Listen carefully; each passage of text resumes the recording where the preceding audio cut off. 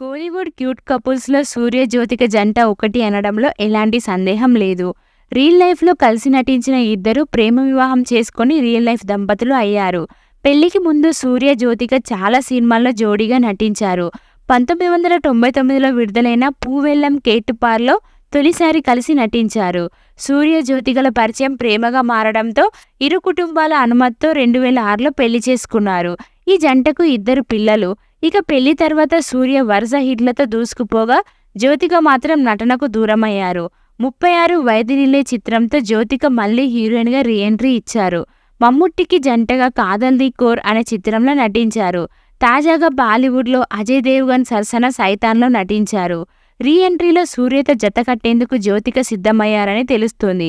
Bengaluru days fame అంజలి మీనన్ దర్శకత్వంలో తెరకెక్కనున్న సినిమాలో సూర్య, జ్యోతికలు జంటగా నటించనున్నారట. ప్రస్తుతం వీరిద్దరితో చిత్ర బృందం చర్చలు జరుపుతోందట.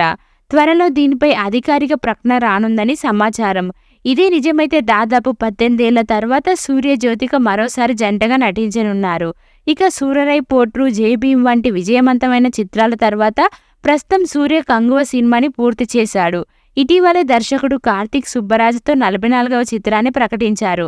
పీరియాడిక్ వార్ అండ్ లవ్ నేపథ్యంలో తెరకెక్కనున్న ఈ చిత్రం వచ్చే సంక్రాంతికి విడుదల కానుంది.